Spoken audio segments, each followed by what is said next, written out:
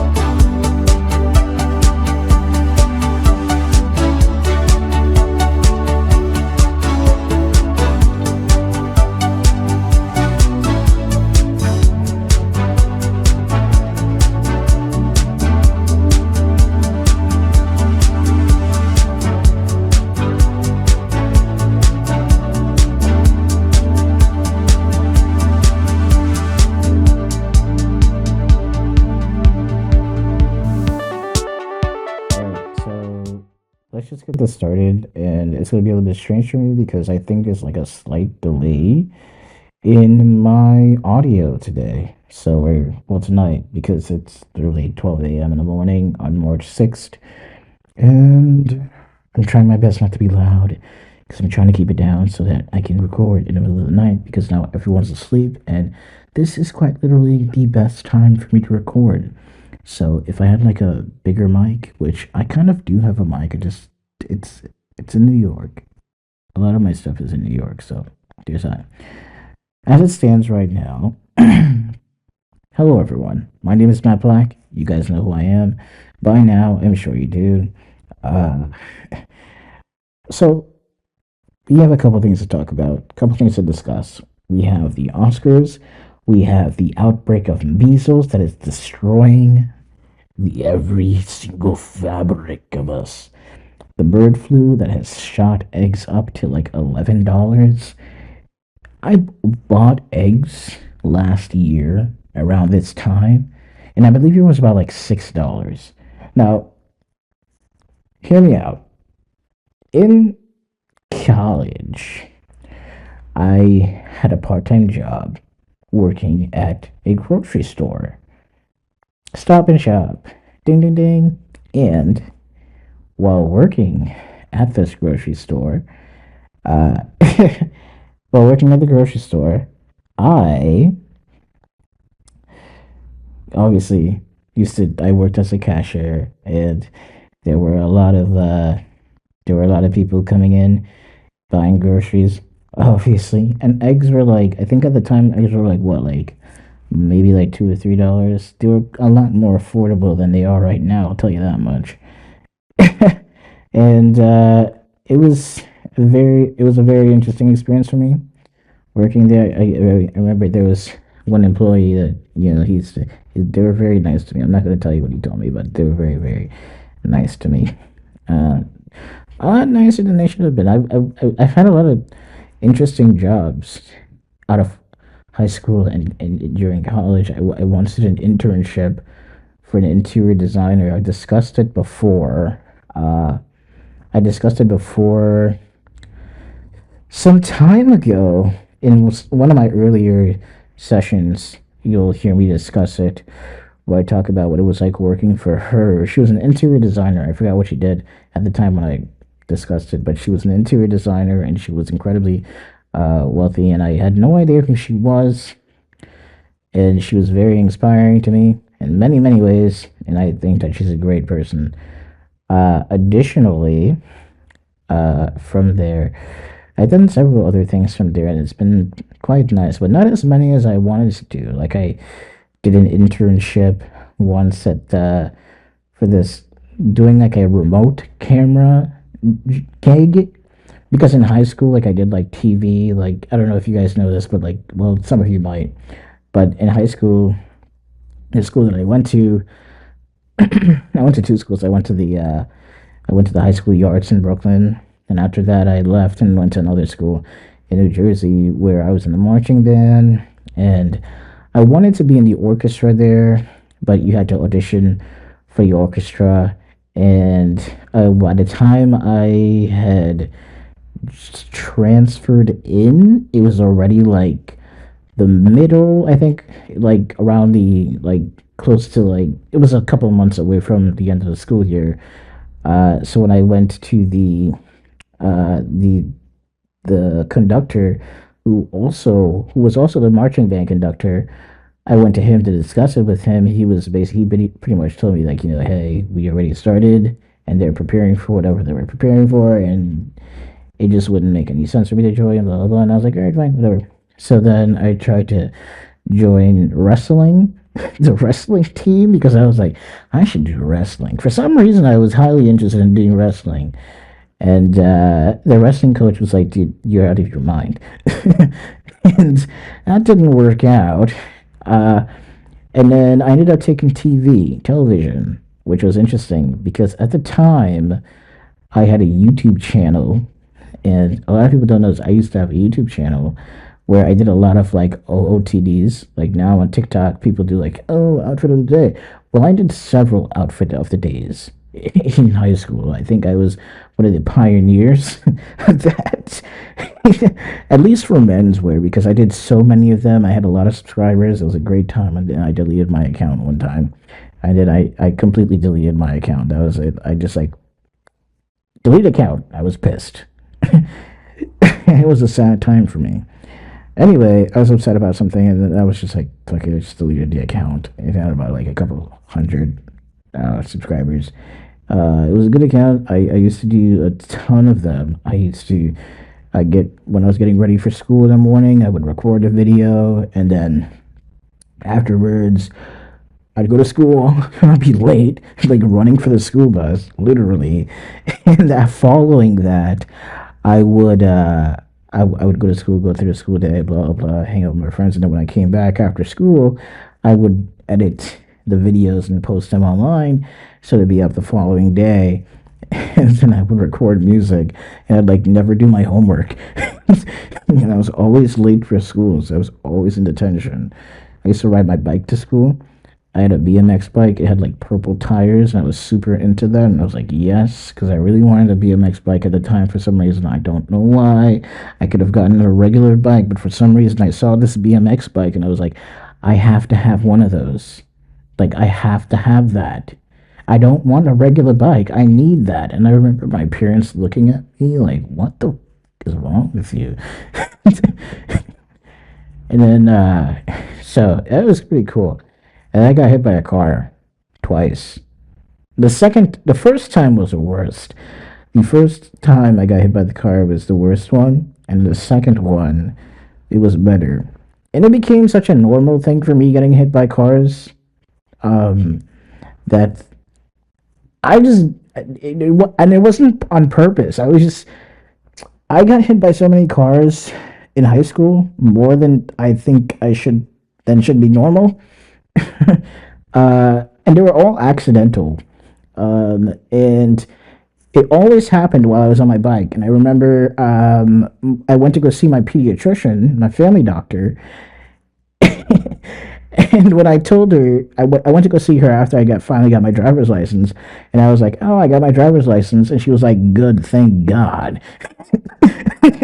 She's like, I'm tired of you getting hit by cars. And I was like, yeah, I think everyone has it out for me. I don't know what's going on there.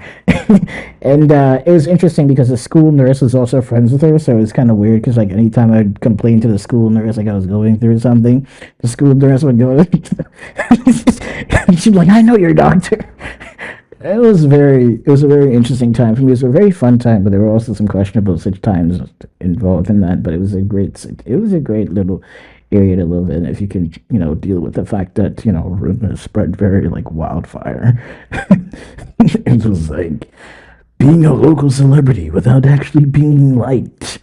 Well, at least you were liked, but just you felt embarrassed that most people knew too much about you. Basically, you like Yeah, everyone still liked you, but you're just like, I don't know if I like the fact that you know all this about me. It was very strange. But I had a very fun time with it. I enjoyed it. I did a lot of it. I spent a lot of money on shoes. The shoes that, like, I'm not gonna lie to you, that in part I wasn't a big fan of, but I kind of liked them because it made more for more content, and I really wanted to build more content. And so I ended up getting into video editing, and that's what I was doing when I wasn't playing music. And the video editing just basically skyrocketed everything because, again, like I said, I ended up in a class for like TV, and we used to. That was the best thing for me because I think it's amazing because we rotate. So at least we'll say there was the class typically had about six. There were usually about 6 or 7 of us, and we'd rotate two hosts. We'd have two hosts. So every day we'd have another two hosts, and it'd be two hosts, two hosts, two hosts, two hosts, and it was a fun time for me. Like I'd go from hosting, which I enjoyed hosting. I was like, yeah, good morning. It's the morning announcements, and I was sick. And then after doing the morning announcements, uh, after doing those morning announcements, in the evening we would, like during class we edit it, and it taught me a lot of things about like production because I didn't realize that I like production, and I started like looking back into like my like weird little history of my life, and I realized I kind of might have been made for this slightly, slightly, not fully, but slightly. There might have been some indicators here. So, uh, yeah, so no, we rotated. We used to host the morning announcements, which felt like a news anchor position, but it really wasn't. It was basically like, basically you were the anchor, and you were like, oh, well, you need to dress nice. And I was like, yeah, I'll put on a t-shirt. I come to work in a black t-shirt and jeans and some sneakers, which is kind of interesting because we were in high school, so it wasn't like a special thing. But I had fun with it, and then I was hosting this OOTDs in the evening on my YouTube channel. And then sometimes we'd be the camera operator, and there'd be 3 cameras in the studio. There was a sweet little studio, and then so basically I joined the AV club, and then there was another thing going on in that little AV department where there was a radio, and I joined the radio club too. I was like, yeah, I'm in. Next thing you know, I'm in the radio club as well. I was like, all right, cool. And the radio club was fun. And then when I went to college, I was in the radio club as well, but I don't think the other guys liked me very much. I don't know how often they played my show. Because the bulk of it, like the bulk of my show was just music. Like I didn't actually speak or do anything on it. So it was just me putting together like a couple of songs and then saying, hey, can you play this? And they were like, yeah, sure. And I was like, cool. So it wasn't like, as probably as best as it should have been, but it was something. It was pretty interesting and slightly unique. But there's that. That was exciting, which I thought it was exciting, except again, after school I was busy doing like more YouTube videos and of course making music. There's that. But it was a fun time. A very, very fun time. Great time for me. But yeah, that's not what this is about. This session was actually supposed to be about what happened yesterday. Well, the day before yesterday at this point. The day before yesterday when Trump gave the joint address. Oh man. I want to talk about like a lot of what happened there. Like the Democrats.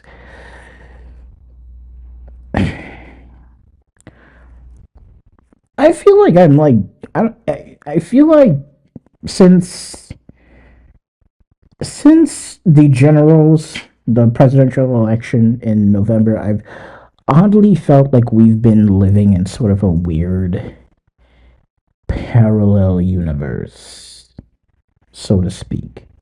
Like I feel like I've entered a parallel universe, and it's strange. It's like incredibly strange to me. Like nothing feels like the same, which is weird. And I know, like, when people you hear that and you'd say, like, oh, well, nothing is the same.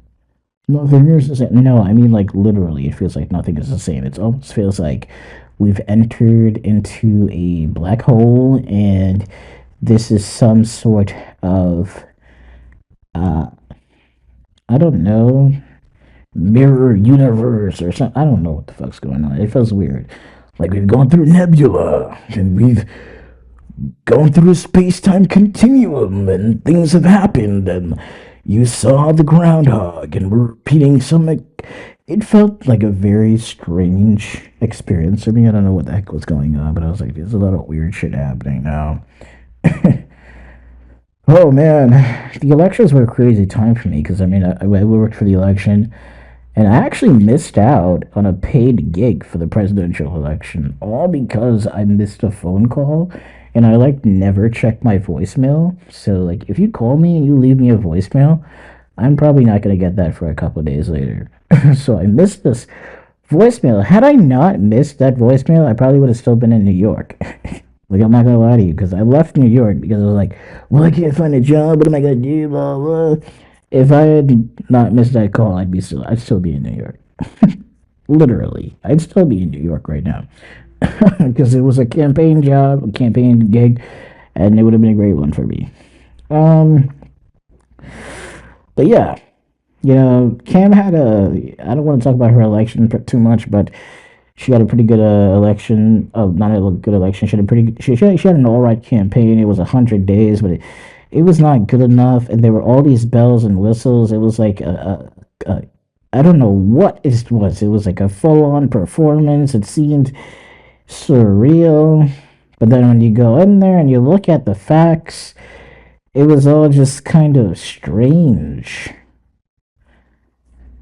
The entire thing was incredibly strange. It was so strange for me because I totally wanted like Rishi Sunak to win, and Rishi Sunak lost, and I felt like Rishi Sunak losing in the UK was a bad thing for everybody. If you don't know, Rishi Sunak was like as an American education, worked at American Wall Street, U.S. Wall Street, and then went back to the U.K., where I believe I don't know, I think he was like born in the U.K. or his parents migrated there. It's a pretty interesting story about him, and he was a great guy, and I liked him as prime minister. I thought he was a great prime minister. I thought he was fantastic. I liked his policies. I liked the way he handled things. We're gonna send everybody down to Rwanda. I don't know why he selected Rwanda. I will never know. Oh man, we're gonna send all the migrants to Rwanda. That's not even how he speaks. And then Kira Starmer.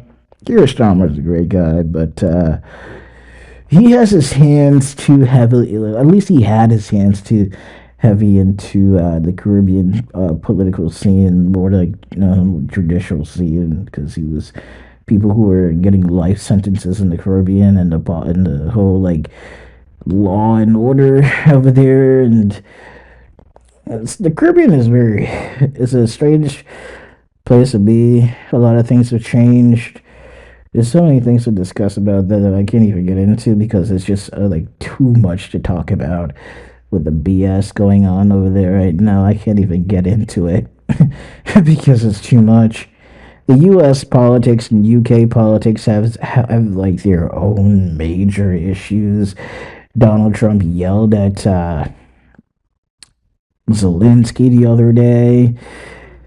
Everyone on TikTok and social media is lost their minds over it. They're pretty much just like, oh my God, how dare he? People were calling JD Vance. I don't know if people saw this, but they were like, JD Vance's mom is a drug addict because they were pissed about the way he spoke to Zelensky.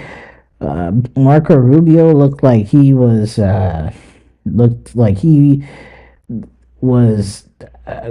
he feels like the way he looked in the Oval Office, it seemed like he was just as unaware of what was going to take place, the berating that was going to take place, as much as Zelensky was, and Rubio just seemed like he did not want to be there. Donald Trump announced that the U.S. now, the Panama Canal is now owned by a U.S. backed company. Out of the Panamanians, Panamanians were on the news like, we're not gonna give this country. No, hell no, we won't go. They were doing this whole big thing. Apparently, I was like, who bought it? And then like I saw I got some information, obviously from getting too much information from TikTok. It's freaking me out. There's a lot of social media content came out, and someone revealed that BlackRock was the one who purchased both ends of the Panama Canal. You don't hear anything, but the Panamanians aren't saying anything because we're not covering them, so we don't know what they're saying. They probably don't even know. They probably don't even know. It's wild because sometimes people, the constituents, the people of the countries typically don't, in many countries don't even know what kind of deals their government is partaking in. I mean, they spent billions of dollars, or I think it was like what, 11 billion to 20 something billion dollars to purchase both ends of the Panama Canal, and now it's owned by the U.S.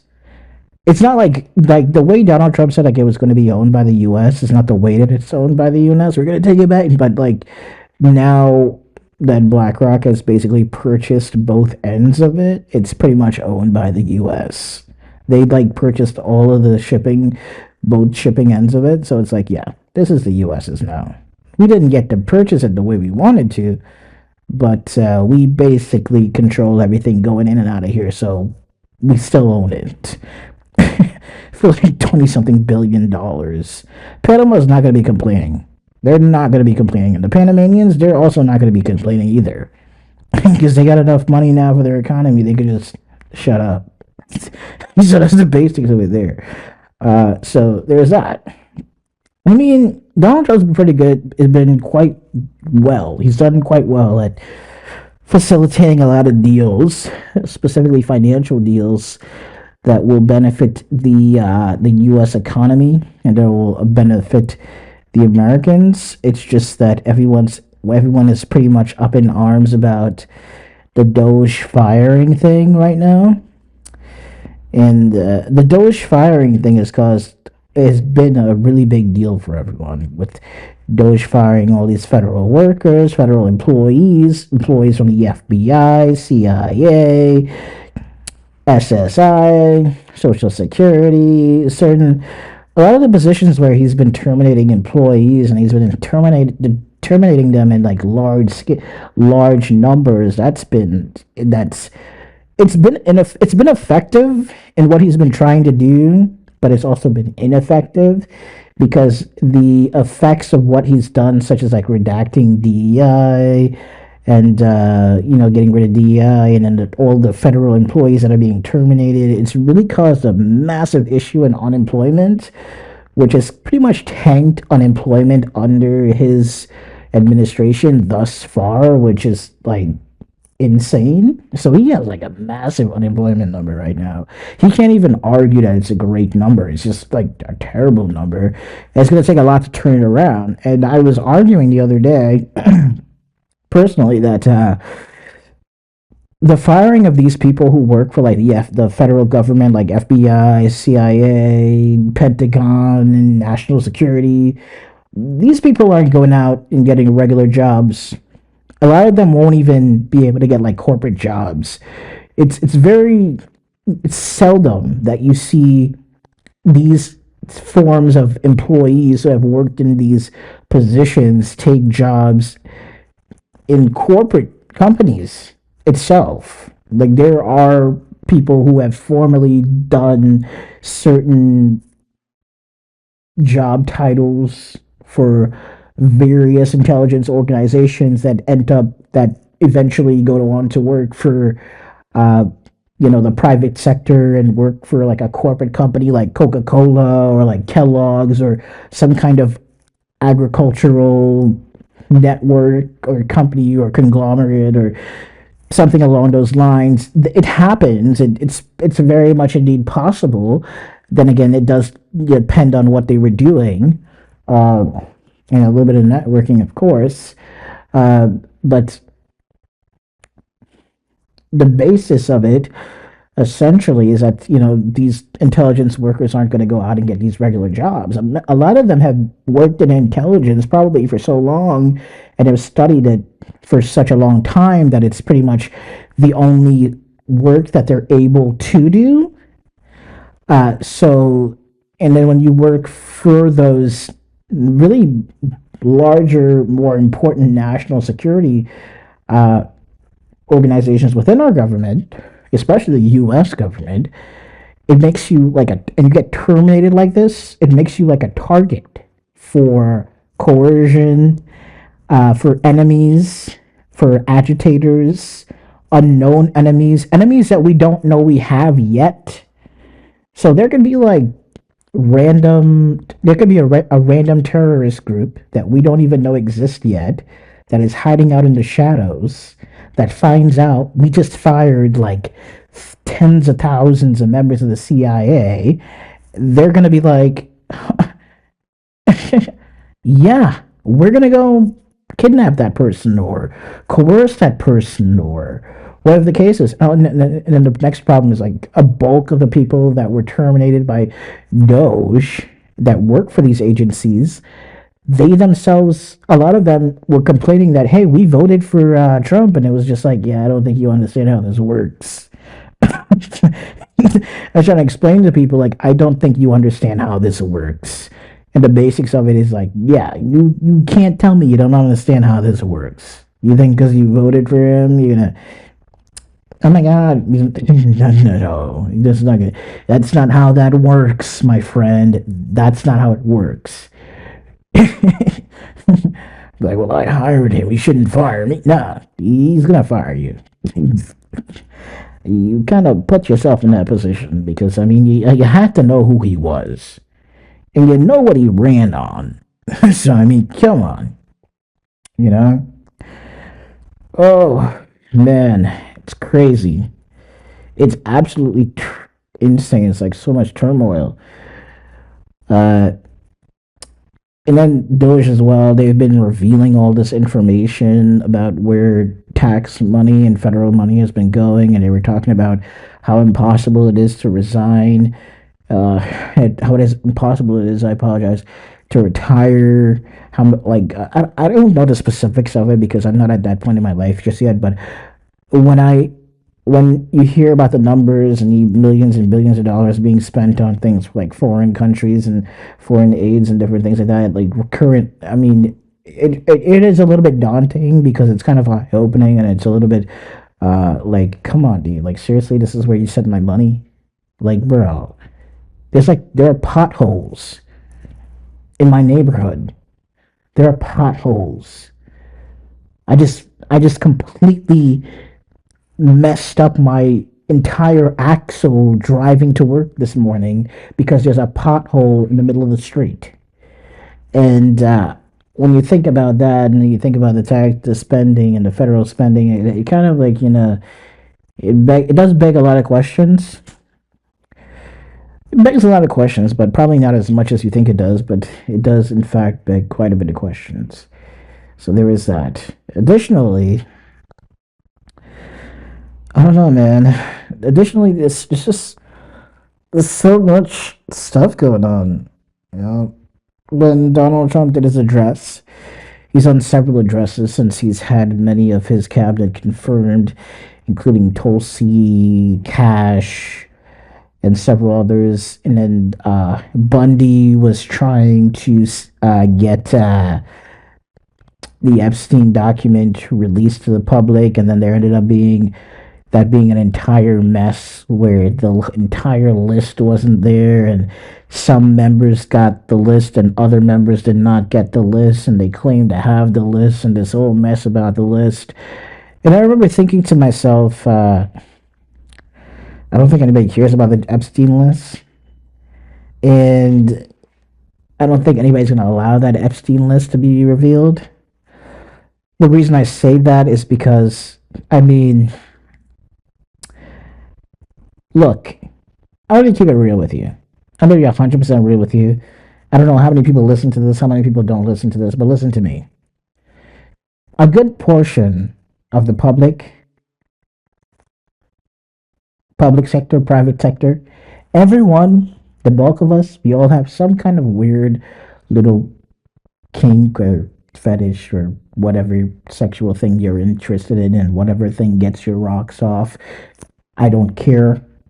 But a good percentage of the public has something like that, and it's always some kind of weird thing. And it might not always be some weird thing. Some people just have their own thing. That's not my business. Whatever gets you going, gets you going. But the reality of it is that when you get to a certain point in your career and in your life where you have access to certain things, whether it be uh, monetary, reputation, you know, relationships, careers, things like that, that allow you and afford you the opportunity to, act on these things that you enjoy more, you know, often or more discreetly.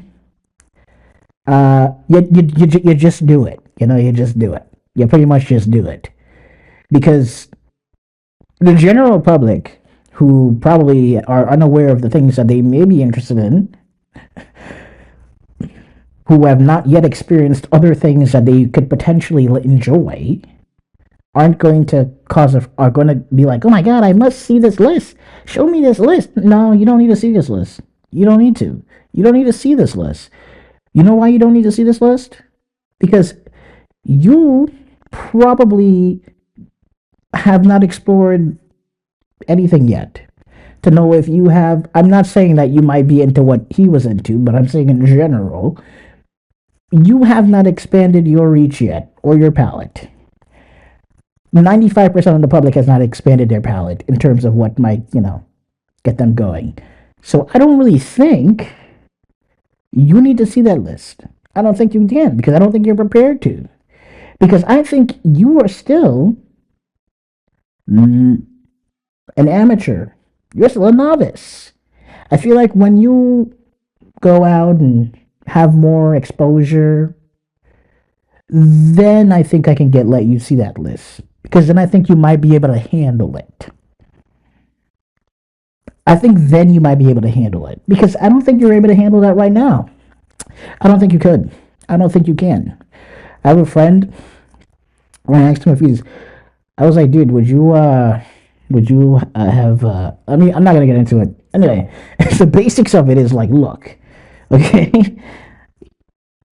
A lot of people out there don't even know what weird, strange thing they might even be interested in doing, and that they might try once and say, yeah, I like this.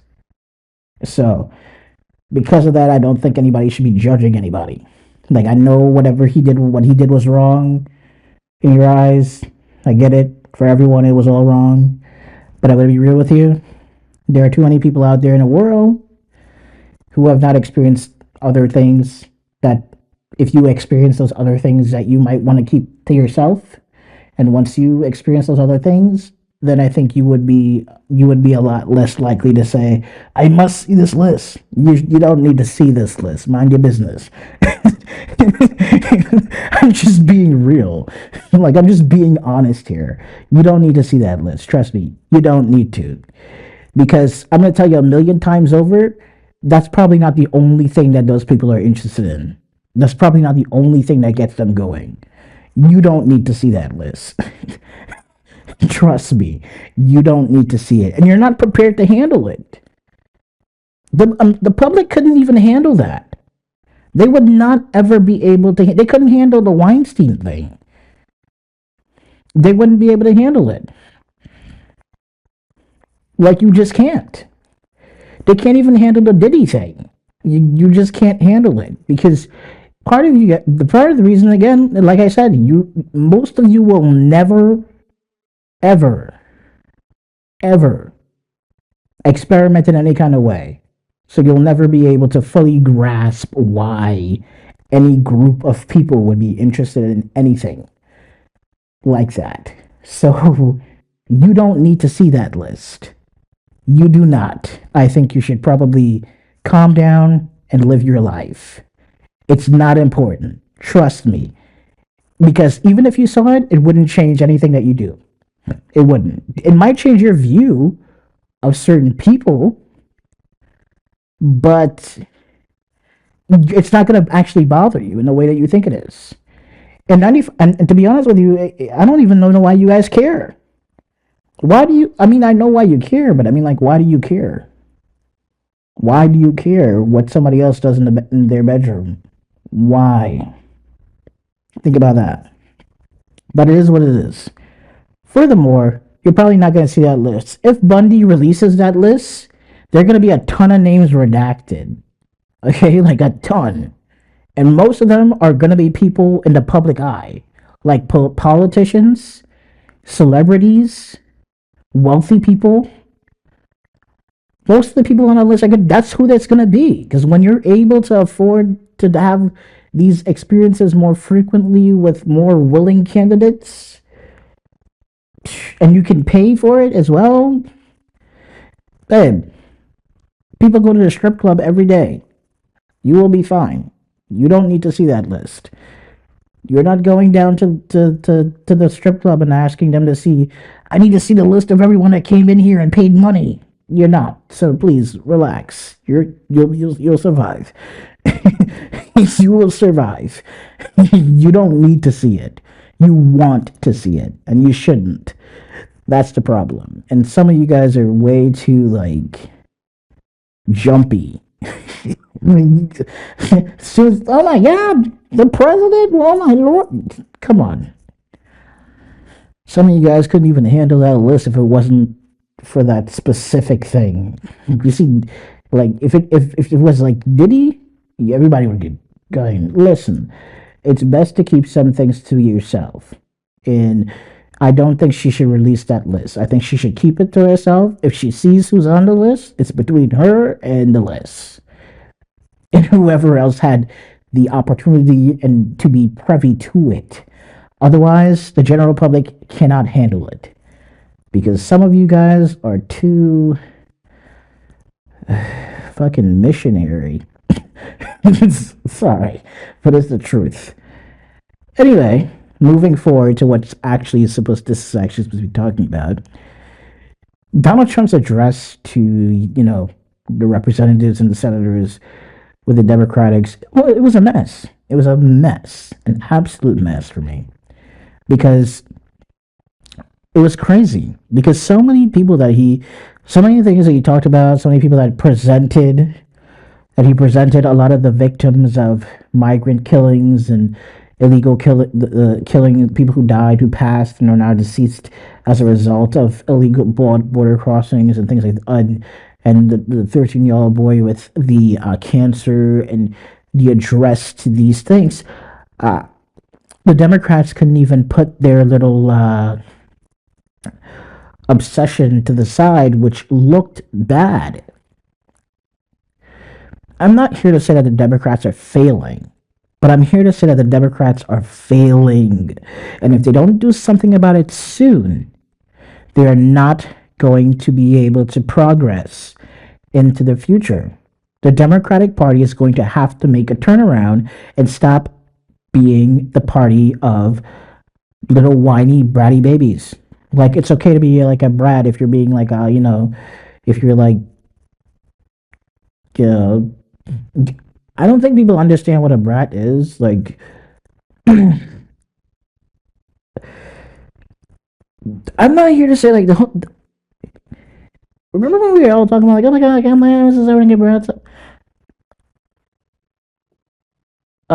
Brat is a sexual term. Like, if you're telling, it's not actually a sexual term, but it is. Like, legit. We're gonna bounce back to what I was just talking about. It actually is. Like, that's what it is. It's a dom and sub innuendo. That's what it is. Okay, it's a BDSM innuendo that people have been using for years, decades even. And the whole Brad Summer thing with Kamala Harris, ugh. Oh my god. I mean, it's exciting. It's kind of scary because female candidate, and you're calling her. I don't think that woman's submissive at all. I just don't think she is. I feel like I don't find her. I don't find anything about Kamala Harris to be submissive. Like I feel like she could be, she might be, but I feel like she's. A part of me thinks she's a little bit too attractive to be like submissive. Like I'm not saying that she can't be submissive. I'm just saying I think she's a little bit too attractive. I feel she definitely gives off more dom vibes. Um, but I mean, like just based on who she is, I feel like privately she would be more of a dom. Uh, Publicly, I think she seems sort of like because she's very attractive. So people would probably be like, "Oh my god, Kamala's having like a brat summer." Like Kamala's not having a brat summer; she's having a dom summer. What the fuck are you talking about? That I know for a. Let me stop. I'm not gonna go any further there because I don't know. I don't know, but I'm just saying based on what I see, I don't. I think I'm just trying to put two and two together because if you saw when she went to the funeral for was it Jimmy Carter's funeral? He passed away. Obama and fucking Donald Trump did those fucking Melania Trump is sitting next to Donald Trump and Obama are like staring at Kamala Harris while she takes her seat. Like she's like dog to like go over here so you can sit down. And she turned around and Obama is like behind her, biting his fucking bottom lip while and I was like, oh my god! And it's not the first time that he's talked about how that he's essentially made any kind of suggestion, whether it be like through expression or verbalized, the fact that he finds Harris to be attractive. I mean, people find Kamala Harris to be incredibly attractive. Have you seen these videos? Like, oh, dude, like this woman's hot. Okay, like she's hot. Like she's not bad on the eyes. Like that one is gorgeous. Do you hear me? Okay, like, she's insane. Like you can't not find this woman attractive, and it's crazy. It's crazy because when they post all these like super old videos of her, and then it's just like, look, I'm supposed to be angry. I can't be angry when you look like this. Turn around so I can be pissed. Like you need to turn around so I can be fucking angry, bro. Because I gotta go in the next room. Let's just shut this door so I can argue into the thin air. Because I'm like, come on. And I'm like, no, I'm being so serious. It's crazy. It's crazy. And then the fact that they went on ahead and they were just doing this whole, it was a fucking mess. I'm sorry. It was just a mess. I tried so hard. I was being so serious. I was like, yeah, we got a 0-1, but everything about it was just so strange for me because I was like, what kind of parallel fucking universe is this? I'm sorry. Look, you gotta hear where I'm coming from. You gotta get where I'm coming from. It's crazy. Hillary Clinton is hot too, though. That is a fact. She is. I don't think Hillary Clinton realizes how. She might. I think she does. I think she knows how hot she is. Like, I think Hillary Clinton knows how hot she is. Not just because Pete Davidson had her face tattooed on him, but just in general, I think she knows that she's hot. I think she knows she was hot. I think she knows she's still hot. And I think she knows. A part of me feels like a part of her ego is like because she knows she's attractive. She's like, I'm attractive and I'm causing problems. What do you want me to do? I'm attractive. I'm in politics. I'm causing problems. Some people died. What do you want me to do? Okay? She like wakes up in the morning. She's like, I look good. And she's like, I'm gonna go fuck up the world. So I'm just gonna burn everything the fuck down, and afterwards I'm gonna avoid doing like a magazine shoot because they don't need to know that I know that I'm attractive. That was incredible. Incredible. Very, very incredible.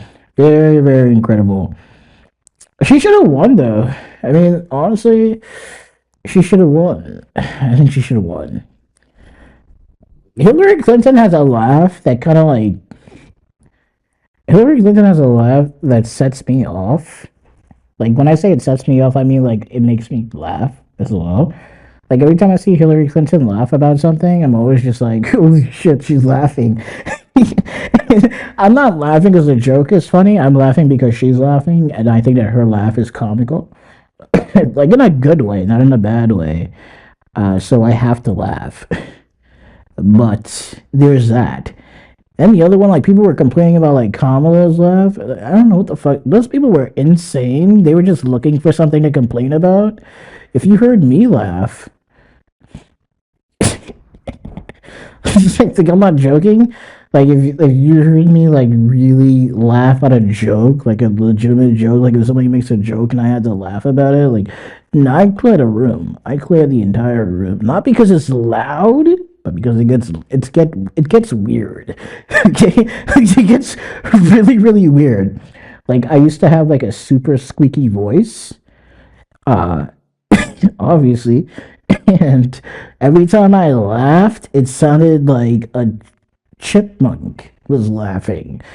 And so whenever I laughed in the middle of class, they thought I was being funny, but I was just laughing. And everyone was started laughing at me, and I was like, embarrassed. But there it was. It's pretty funny. Funny times, funny times. Dude. But no, the Democratic Party is like, they're like, they both can't seem to put their like they can't seem to put their feelings to the side for the conservatives and for the Republicans. It's making them look so bad. Like, so bad, dude. The Democrats look incredibly bad right now. I don't know what it's gonna. They're gonna have to like audit themselves, and I said this like during the election season too. The Democrats are really going to have to audit themselves if they plan on sustaining their party. How many members of the Democratic Party have left the Democratic Party and joined the Republican Party? If you look at Donald Trump's cabinet right now, Donald Trump's entire cabinet is Democrats that left the Democratic Party and went to the Republican Party. Does anybody realize that? Robert F. Kennedy, Tulsi Gabbard, WWE Babe, all these, all of these people were Democrats.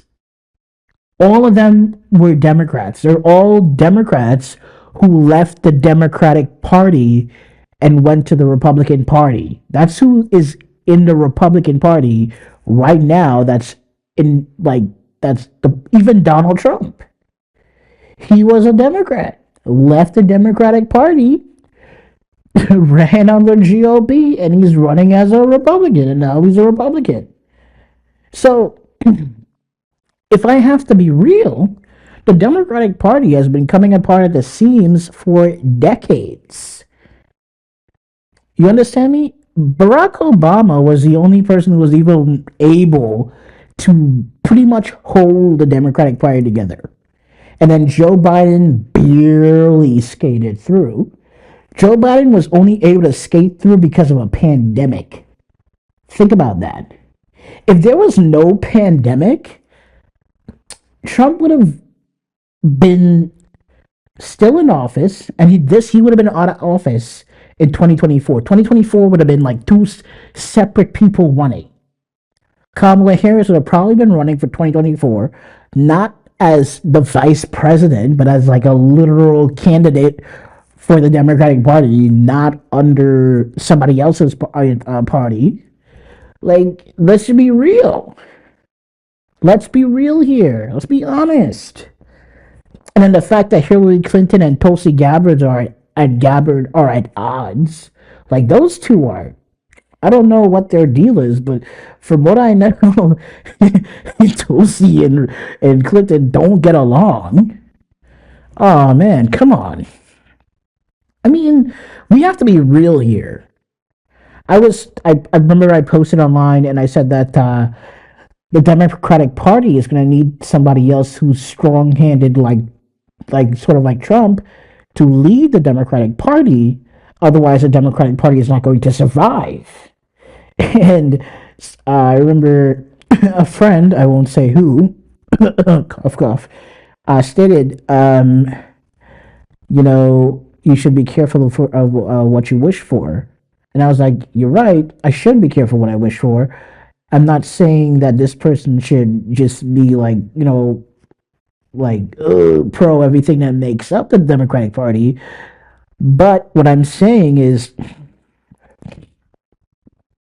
the Democratic Party is not the same Democratic Party as when Bill Clinton was in office. Bill was a Dem, right? Let me just double check that he was a Democrat. Am I what? You should. Like Bill, they are not the same party as when Bill Clinton was in office. Like they're not. Uh, yeah, they're not the same party. Bill Clinton is oddly like more is what the Democrats were. Hillary Clinton is what the Democrats were. She also had some very conservative views. The Democrats had a lot of conservative views, and the Democrats have become majorly progressive, which respectfully is phenomenal and great for the party. But the party has lost its way. They were protesting Donald Trump's thing where they were basically like, this is not normal. And they want all these like super progressive things where they're just like, all these people can do this and do this and do that. And like, it's great. Like, it's like some of what the Democratic Party wants is fine. Like, it's not bad. It's great. It's great. But they've become bratty. But not bratty in the Kamala Harris super hot, submissive, you know, what is it? What is it? Masochist, sadomasochist, sexy way. They've become bratty in the annoying, give me what I want or else way, which is not hot. Which is not hot. Not attractive. Does not do anything for me. Just annoys the shit out of me. Okay. Because it's like I'm being real. Like it's so weird. Donald Trump was talking about this little kid, 13-year-old kid. He just beat cancer. He wants to be a cop. He's over here in his police officer uniform and he's he's with his dad. His dad's super proud of him. His dad loves him. His dad loves him. He becomes an honorary Secret Service agent, and the Democrats are just like sitting there. What?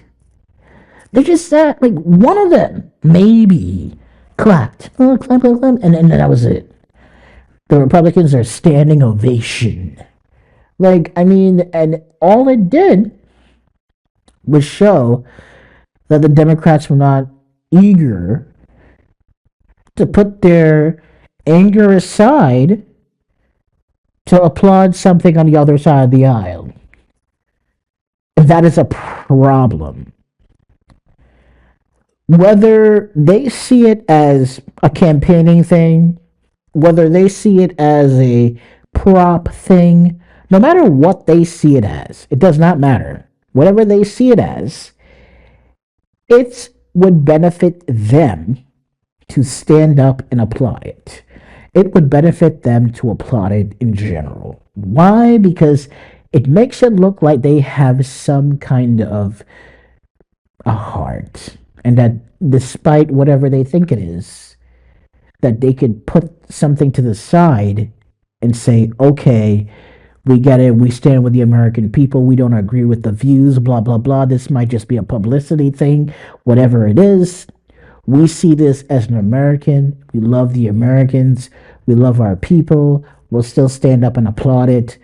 hold our tail between our legs and applauded regardless. And then the next thing with the kid, the girl that was murdered by the illegal migrant, had they stood up and applauded it in some way, not even just for show. Like, you didn't even have to agree with some of it. But the fact that it's American people, and then this family had to look across the room and see all the Democrats sitting down, the American people who watched it live had to see all the Democrats sitting down. It doesn't matter if you walk down, that doesn't look attractive to the American people. What it shows is that you are refusing, absolutely refusing, to support the American people, no matter what. What it shows is that you're playing politics all the way home. You can't even sit down for 2 seconds and say, you can't even stand up for like 2 seconds and say, this is a publicity thing, but we like the American people, we care about the American people, we want the American people to know that even if this is a publicity thing, we support the American people regardless. So we are going to stand here and we are going to applaud this kid regardless. The simple action of not doing that alone has done more damage to the reputation of the Democrats than anything else. Because currently, the people who are in lead of the country are doing something that people across the country have wanted to be done for years. Okay? They have the attention of the American people. They have met the American constituents where they are, which is an interesting situation. They've met the American constituents where they are. The American constituents want to know where their money is going. Doge has come out and say, this is where the money is being spent, this is being blah, blah, blah. We've closed this, we've done this. That is what a lot of the American people, a lot of the American constituents have wanted to be done for years, for decades. And now that someone else, an outsider, has come into office and done it, the American people, the constituents, are like, hell fucking yeah. We like this. It's a well-known fact that the Americans, a lot of them, do not agree with the war in Ukraine. Not because they don't support Zelensky and because they support Russia, whatever you think it is. They just have an issue with all the money that should otherwise be going to the Americans here who are dealing with something, going to people in foreign countries. And this is not a jab. This is not to be disrespectful, but this is just partially the truth, because in any other country in the world, constituents, citizens of any other country in the world are always concerned about why, if their government is going to be able to help them in the need of an emergency, or if their government will help them, if their government will protect them, or if their country is safe, is their government doing anything to keep their country safe? And this is all around the world, not just in the US. This is all around the world. This is a global thing.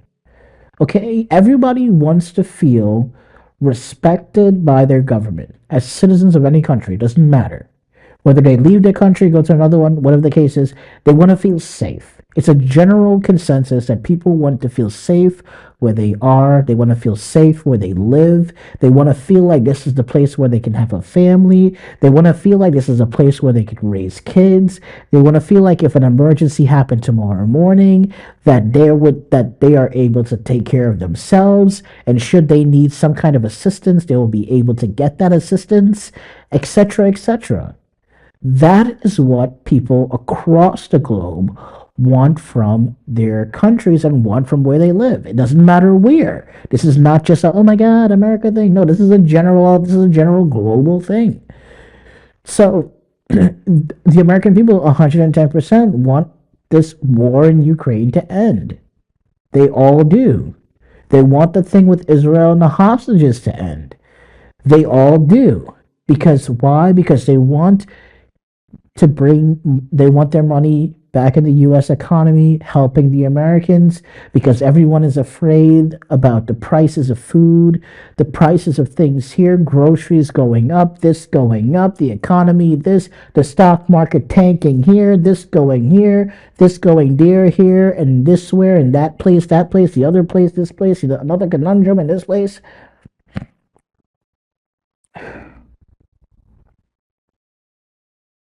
People genuinely are concerned about their well-being and the well-being of their families. And that's all over the world. Even in Ukraine, where bombs are being dropped all the time, in Russia, where there's war, Israel, where there's war, Gaza, all over the place. Everyone is concerned about their livelihoods, even here in America. Everyone across the globe, even Europe, China, all these places, everybody's concerned. They're all concerned. So can you really be upset with the American people for what they want and what they desire, what they're asking for? You can't. You really can't. The idea that you would be upset with that or would be upset about that, it just, I don't understand how you can say any of these things. I don't understand. It doesn't make sense to me. I don't get it personally. So while I respect the Democrats and their little protest during his speech, I do not respect the fact that they could not put their differences aside for 2 seconds to stand for someone on the other side of the aisle, to stand for something that is a fairly decent representation of what the American people have always asked for, and give it a standing ovation. Not for the sake of you, not for the sake of what you think the constituents want, but for what the constituents across the board want in general. Because at the end of the day, you need votes from a lot more than just Democrats to win an election. That is the truth. At the end of the day, politics is a numbers game, and you need numbers everywhere. You need Republicans to see you as a Democrat and say, you know what? I support this Democrat. You need Democrats to see you as a Republican and say, you know what? I support this Republican. That's what it is. You need people across the aisle to vote for you as much as you need people on your side of the aisle to vote for you as well. You're not going to win an election if you can't put your differences aside to stand and applaud a 13-year-old boy with cancer. That just looks bad. Even if it's a political statement, it just looks bad. It's a bad look across the board. It doesn't matter what you do. It doesn't matter what you say at this point. That is what conservative constituents saw.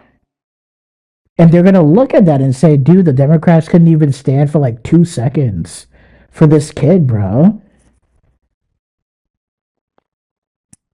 You know the first thing they're going to say? They're going to be like, oh my God. And that kid was black. Oh my God. That's what they're going to say too. They're going to be like, this is the very person they claim to support. And they couldn't even stand for that guy for like 2 seconds. That's what they're going to say. That's what the constituents are going to say. They're not going to care that you guys were protest. Oh my God, woo-wee. They're not going to care about that. They don't care. Because what you did is show the conservatives that you don't know how to work with others that you have differences of opinions with. That's it. You lack leadership. That's what they're going to see. They're going to see that you lack the leadership. You lack the ability to agree to disagree, which, by the way, is a terrible thing if you want to be a politician. Terrible thing if you want to be a politician.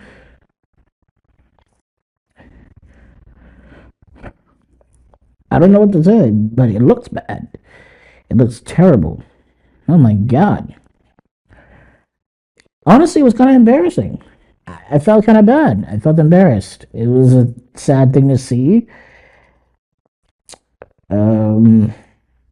the fact that there were so many opportunities for the Democrats to stand and applaud the American citizens for whatever they were dealing with, and they chose instead to stay seated, and they decided that their protest was more important than the American people, and I think that that's a terrible thing, and there was an opportunity to prove better, and they should have done better. So there's that. Man, oh man. Um,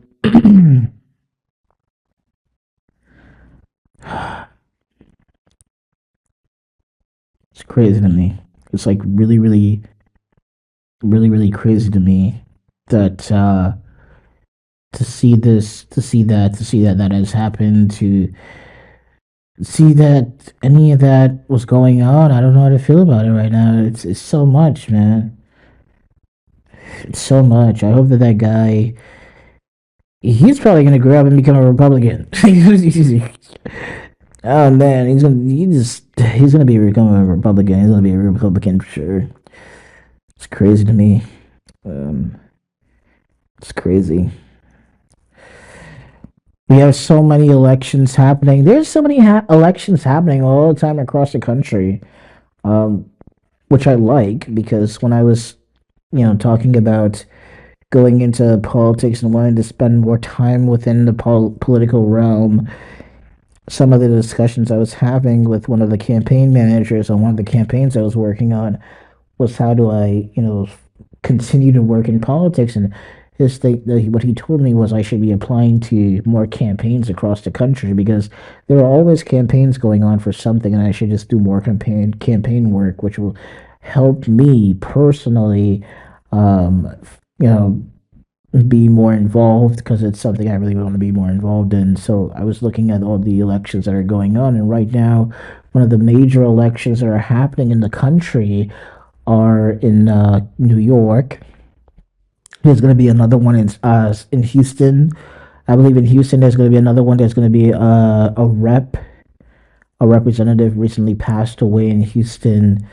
I think his last name. What was his name? He passed away in Houston. I think his name was Turner, something Turner. And then there was the guy in Iowa who also passed away earlier this year, right after Donald Trump's inauguration. I think either before or after.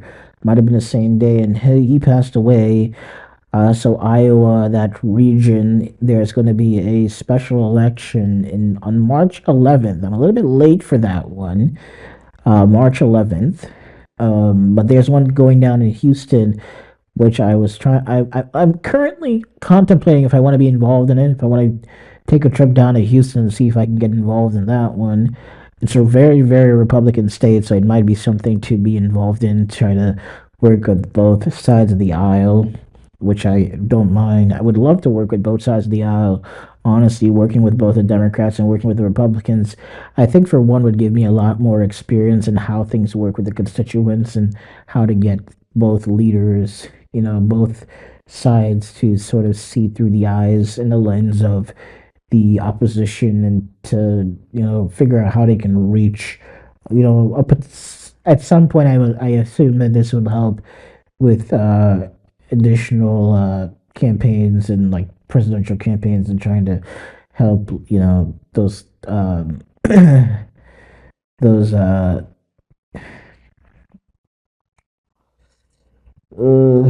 those candidates see through the lens of their constituents on the opposite side of the aisle, so there's that. I you know in some ways I feel fortunate to be able to do this. In other ways I feel unfortunate that I have to do this. But I feel very fortunate that I have been able to do this in some capacity. I'm kind of grateful for it, the opportunity to be able to host this podcast and share my views, even though I'm not sharing it to a lot of people. The people that do listen to this, I'm actually quite grateful for you guys. Um, it really means the world to me, honestly. So thank you for that. I'm actually pretty grateful for that. Thank you very much. Um, the ones that even read some of the nonsense that I post about this stuff. It's not nonsense, but sometimes I feel like it's nonsense because I'm not sure that a lot of people pay attention to it. And I guess like in a way it's kind of like I'm sort of nonchalant because it's like I'm not sure who's watching it and I'm not sure who's listening. And like I know people are watching and listening, but I don't know who you guys are. So as a result, it's kind of hard for me to say, "Oh my God, yeah, yeah." And this, it just be it's a little bit more difficult for me to be excited about it because I don't know who you guys are, and that kind of freaks me out slightly because then I don't know just how less of myself I should be, or just how more of myself I should be. Because I just went off on a tangent about the whole brats thing and the sadomasochist thing. Like, I mean, it's kind of strange, and then having people listen to that is very strange for me. But I don't mind posting it partially because you can't see my face, so I'm always excited about that. Secondly, even if you could see my face, I'd still be excited about it. But I think I'd be a little bit. I think I'd have a little bit more stage fright, slightly. So I like it this way. It's good. I'm just joking. I wouldn't have stage fright. I might though, but I wouldn't. I'm joking. I would say this even if you could see my face, which is actually the truth, because I am just that terrible. Regardless, it is what it is. But yeah, no, I just wanted to stop off and say that for like 2 seconds. Man, again, like the New York mayoral race is, man. I know there's so much going on, so much chatter and talk about it. So many interviews happening in New York where people are trying to figure out if Hochul's going to run for president. People want to know if Hochul will run for president, but her lieutenant governor, like, I don't know what the fuck that guy is on. I'm sorry. He's probably not on anything, but he's a little bit good for nothing. It almost seems like he doesn't appreciate what she's done for him. I mean, in some ways, he seems kind of like. He seems. I don't want to say that, but I mean, I refer to him as good for nothing because I think he is good for nothing. The reason why I think he's good for nothing is because I don't know what their private conversations have been, but I feel like a lot of what people don't realize with politics and getting political positions, even small ones or large ones, a lot of it for a lot of people is chance, and it's not really luck. A lot of it is just chance, not luck. And chance, you're probably wondering, how do you differentiate chance from luck? It means like you just kind of happen to be there, and you could contribute that to luck, but that's not luck. Luck would be like if there was like a million applicants. Chance is there might have been a million applicants, but you just kind of caught me in a good mood, which again could be considered luck, but you really have to be able to differentiate the difference between chance and luck. Chance and luck are two very different, very, very different uh,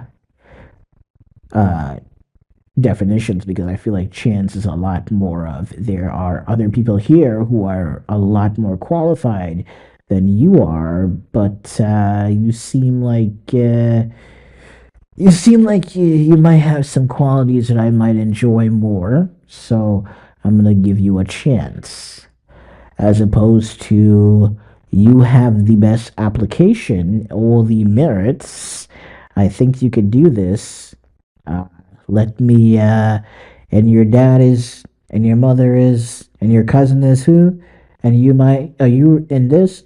Oh, okay. And then somebody probably called in and spoke a good word and networked your way to the top and something that's kind of luck. And then the other form of luck would be you just happen to bump into someone and that just worked itself out. That's luck, but that's also slightly chance.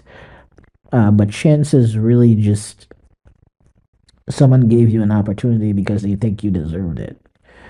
And for him, I think that's kind of what occurred slightly. Um, Granted, though, you can have chance even if you are well connected because people go through losing streaks and people go through like really tough times. No matter who you are, you can, you can have some sort of a tough time. You could have a tough time if you're a billionaire. You could be having a bad week. You know, you could be having a bad streak. Things happen, you know. So as a result of that, uh, you know, sometimes you just get an opportunity, and a lot of times those opportunities happen by chance and not by luck. You just happen to, so well, it could be luck, but it's mostly chance because they may say, hey, you know what, or maybe you might come from like a underrepresented community, things like that. You know, you might be from a different part of the town, or you might, you may not have the best grades. Different things. There is a lot of reasons that people do things for people. And I feel like, in some way, I feel like he might not have been grateful. I think like he might have gotten too big for his britches. Who knows? You know, because he's talking about running against her and things like that. Bro, he wouldn't even be here. You know, it's crazy. Uh, Mayor Adams, the second black mayor of New York. Yeah, Lord, I don't know what's more embarrassing. And hear me out, don't get pissed. Because the first black mayor in New York, he had to deal with that big case in Brooklyn. And that case was a mess, by the way. I looked into it and I saw what happened in that case. And I agree it was a mess because it was the fault of the doctors. And uh, I, I used to live in that area a little bit as growing up, but I lived in the more Caribbean part. And from what I know, that hospital actually has a bad reputation. It might not anymore, but it used to be called. It used to be donned as the death hospital, sort of, because like it was. There's a good chance that if you go in there, you're not coming out, at least in one piece. And so there was that, and mostly no one wanted to go there. So if you had like an emergency, you always went to like a different hospital. Just not that one. Especially if you want to survive. So there's that. Then I know that uh, in Mayor Adams now, his thing is this whole Turkish government thing, and Turkish donors and all the indictments and all the people who have been FBI investigated to do with his campaign, which a lot happened largely because of how he conducted himself with Joe Biden, to a point where, I mean, it's become blatantly obvious that Biden felt in some ways slightly threatened by Adams's approach to him, some sort of likely insulted by Adams in some way, or he just didn't like the way Adams spoke to him. So it's evident that the reason Adam is experiencing a lot of what he's experiencing is the result of Biden's feelings towards him. So Trump's DOJ has proposed, getting rid of his indictments in lieu of him, which is the quid pro quo discussion, in lieu of him deciding to give up the migrants and the prisons and the illegals to ICE, considering that New York has been facing a turbulent time ever since a lot of the migrants were busted to New York, and then they had the whole Tren de Aragua thing. And since those migrants came into New York, it's increased the crime in Central Park to the point where people no longer feel safe in Central Park at night, with people stealing their phones, and it was almost mimicking the cell phone theft in the UK, which unironically is ridiculous. And the hacking of the accounts and bank accounts, that is attributed to these phone thefts that have been happening across the globe at this point by a lot of the migrants that have been entering from, like, Venezuela and things like that. It's very, very, very crazy.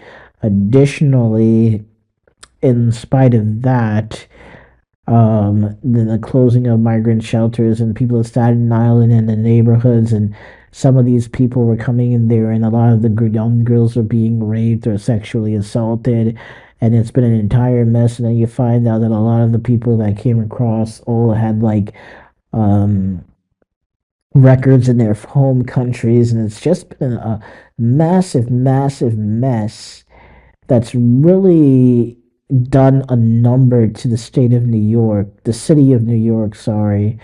And it's been a very complex situation, and it's all happened under the Biden administration and the Mayor Adams administration. But Mayor Adams has been trying to help New York, and as a result, his approach and discussion with Joe Biden is what essentially led to this entire mess with him and these indictments and unnecessary, unwarranted, trumped up charges at that, which is insane. But as I've said before, one of the things you don't want to do is be too over involved in politics, because a lot of these politicians, they're all fighting to keep their positions, specifically the ones who have been in politics for years, because once you enter politics at a young age, typically you're in politics for like decades.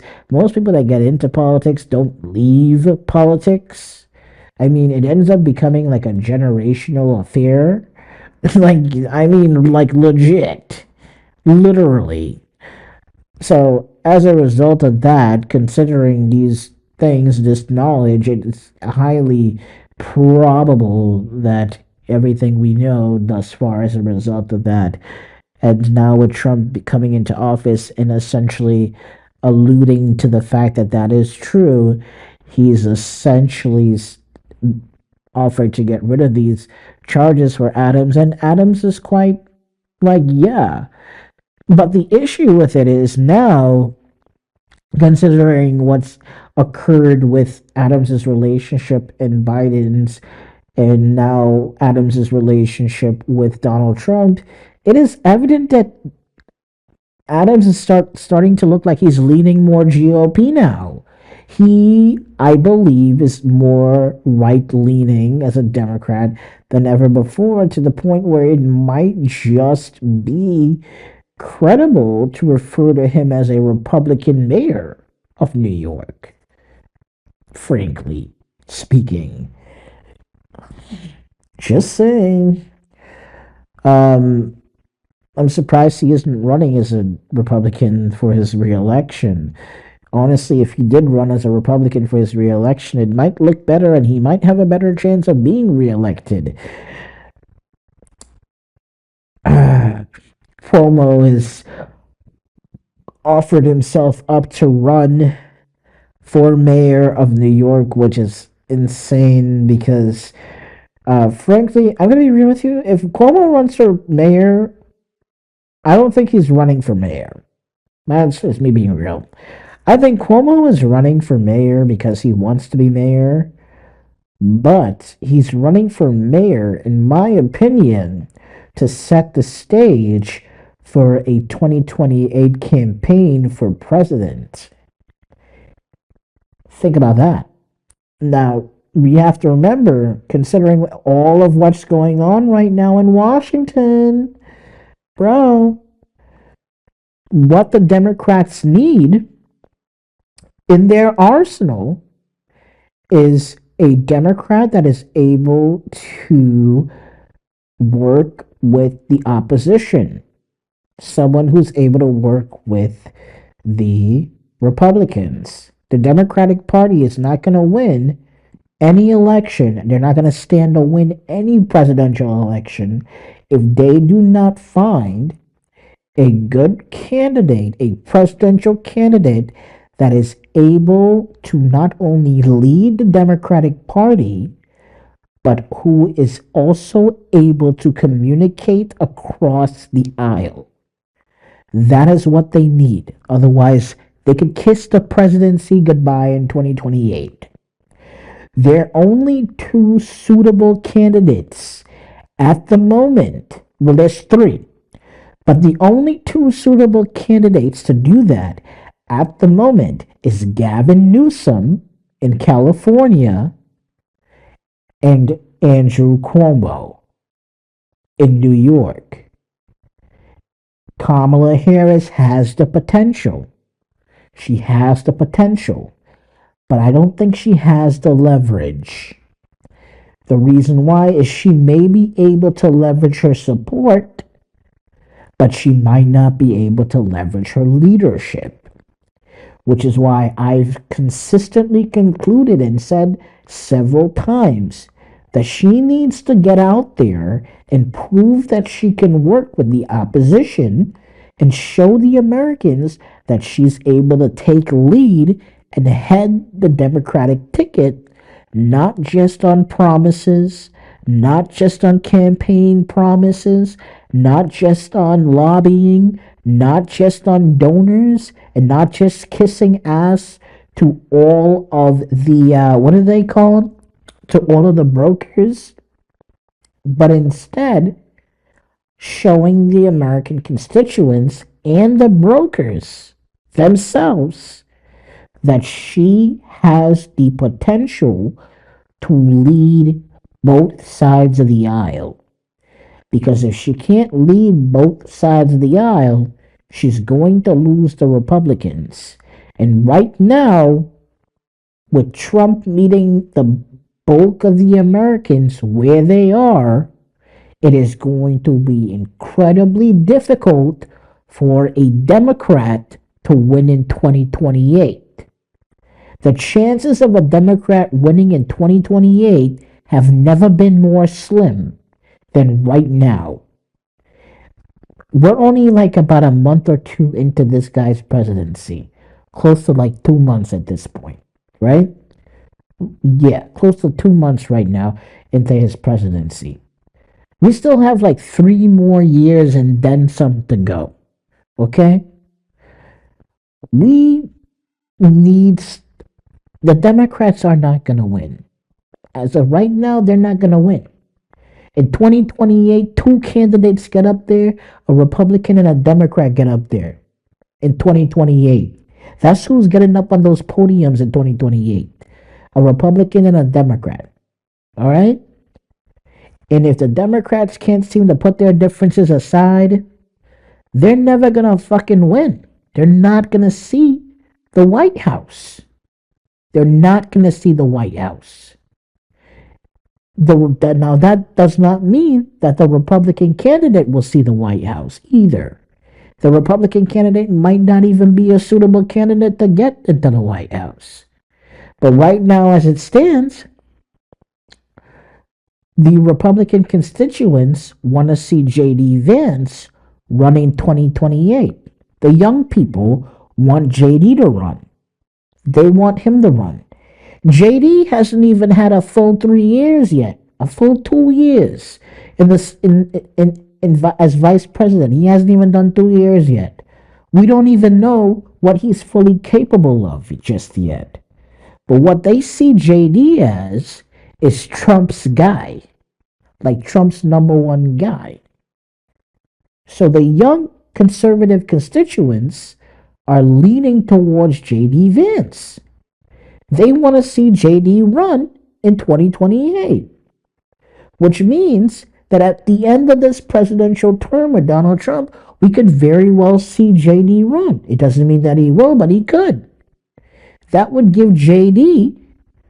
a experience as vice president, and potentially, let's say he wins a re-election, should he assume office, that would give J.D.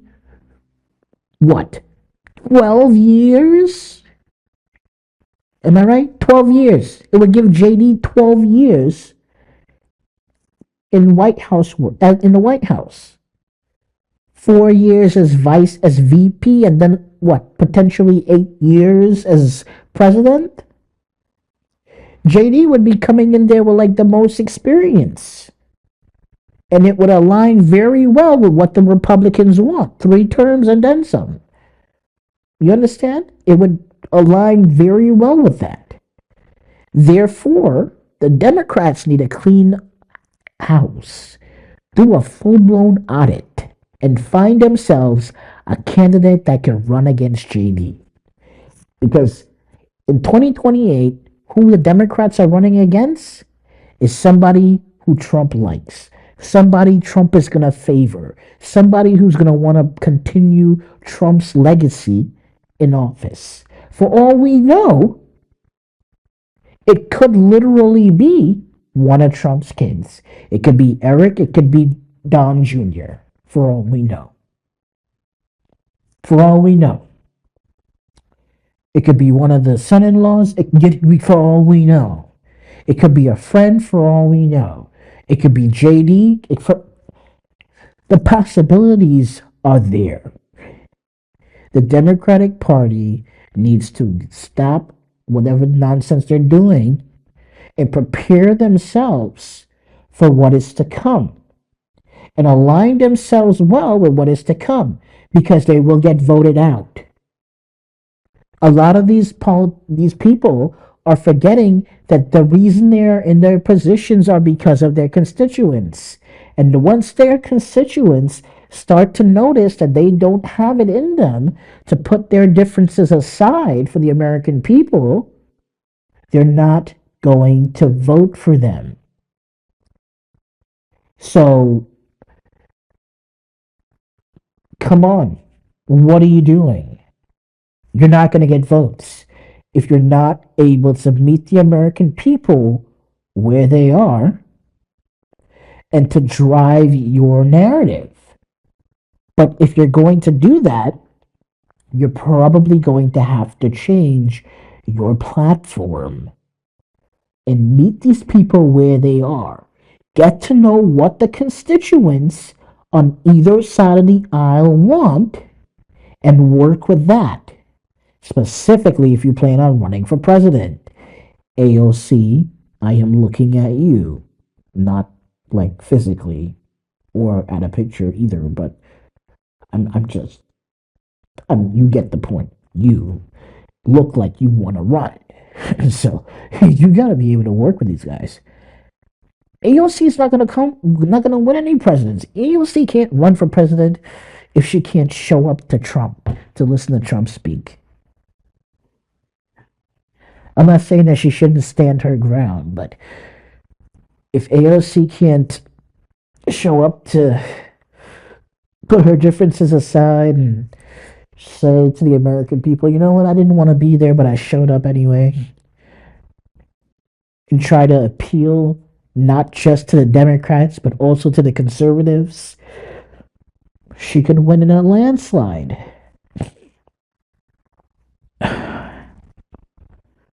In a landslide. What we need are leaders and not a bunch of people who think, oh, I'm always right. I'm always right. I'm a Democrat, so I'm always right. And that's not what we need. What we need are people, leaders, politicians, who can agree to disagree, who can lead both sides of the aisle, who can speak with both sides of the aisle, who can work with both sides of the aisle. Because in order to get a policy passed anyway, you need both people to pass the policy. You need both sides of the aisle to pass a policy. You want to stay in politics, you need both sides of the aisle to like you and to vote for you. You understand me? Kamala's campaign was terrible. It was good, but it was terrible. Because both sides of the aisle were not going to vote for that. Okay? So hear me out. If you guys want to stay in your positions, specifically AOC, because AOC likes to pretend that she can't get voted out. She can. Your position is not forever. Your position is based on your constituents. And tomorrow morning, your constituents can decide that they are no longer with you. And once that occurs, you are out. That's how this works. So you need to pony the fuck up to everybody on both sides of the aisle so that Republican constituents can say, you know what? I like that one Democratic girl. I think I'll vote for her. And then their friends will be like, you like the Democratic girl? Why would you vote for her? She's not even a Republican. And they'll say, yeah, but she appeals to me for this particular blah, blah, blah. And then their friends will be like, oh, well, I like that too. I think I'll vote for her too. Like, that's how it works, buddy. Oh, man. I need you guys to, Democrats, I really need you guys to, I need you guys to do something because you can't continue this way for the next 3 years. Because in 2028, it's not going to be a versus sitting president. It's going to be two people versus two very different people versus two very different people. So you got to know what you're coming to the table with.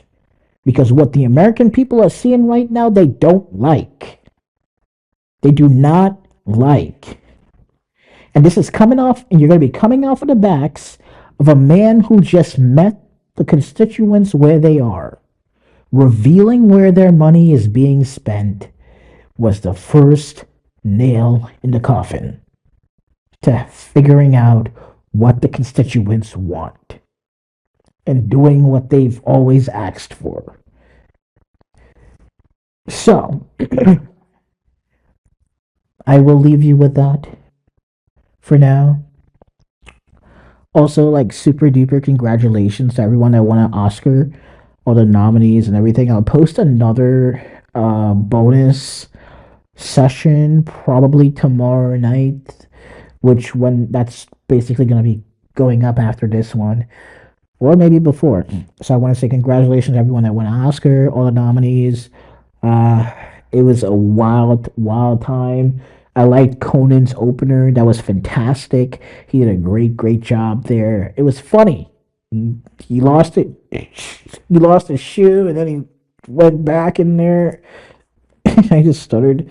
Like it was crazy. It was hilarious. I loved it. I enjoyed it.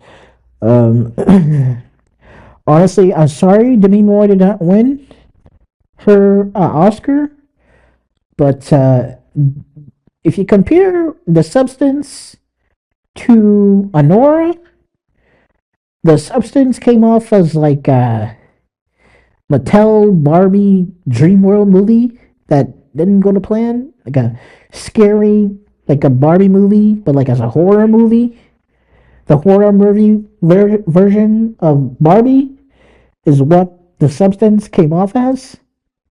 At least when it comes off as when you compare it to Anora. So, I mean, respectfully, I'm sorry you didn't win, but when you consider the facts of what was occurring, well, there's that. Don't get me wrong. No, I like The Substance. I thought The Substance was a great movie. I loved it. It had great substance to it. But after watching Anora, The Substance gave me Barbie Dreamhouse. Barbie Dreamhouse meets Scream potential. Well, not really, but it could have been if it was any. If it just looked bad compared to Nora. I mean, Nora had a lot more drama. There was a lot more storyline to it with Sue and Sparkle. I couldn't decide. I didn't know what was going on. Where was the money coming from? Was she spending money? Was she living it up? At some points, I couldn't even see if she was at a lavish party. We did see the New Year's thing that was supposed to occur. It was a lot of stuff going on there, but it was a great movie. But there was that. I mean, I think if it was a horror movie, it'd be like a lot more Oscar worthy, especially when you're considering the comparison to Nora.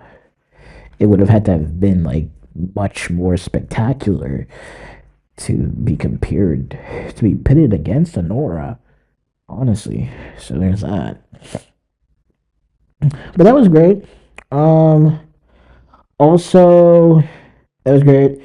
Hulu kind of blew their chance. They didn't blow their chance, but Hulu had a really bad thing with really bad connection. People couldn't even connect to Hulu. People were getting blue screens all night. Some people, it just in general, it cut off entirely before Best Actress. So a lot of people didn't even see Nikki Madison receive the Best Actress award. Uh, if people were having like Oscar streaming parties, it was a bit of bad luck, a really really bad thing. Hulu basically did not was not able to accommodate the Oscars in the way in which they thought they would. I don't know what the ramifications of that is going to be, but we are aware that people are being terminated from ABC. So not that ABC has anything directly to do with Hulu specifically, but if they're clearing house, it could be for some reasons there as well. So there's a lot of talk, a lot of stuff going on, a lot of crazy stuff happening, just a lot of insane things going on. People losing their jobs after getting like NAACP awards. Kamala Harris won an NAACP award. She was great, but in her speech, she said the NAACP, which to me was kind of peculiar to say, but I mean, hey, she did a good job. Her speech was really awesome. It was really great. I do feel like she should have wore a dress, but her suit was pretty nice. She looked kind of, I don't know what to compare you to. It was great, but I feel like she should have worn a dress. It would have been very nice. And then they said that she was supposed to show up to the Oscars, and she ended up not showing up to the Oscars.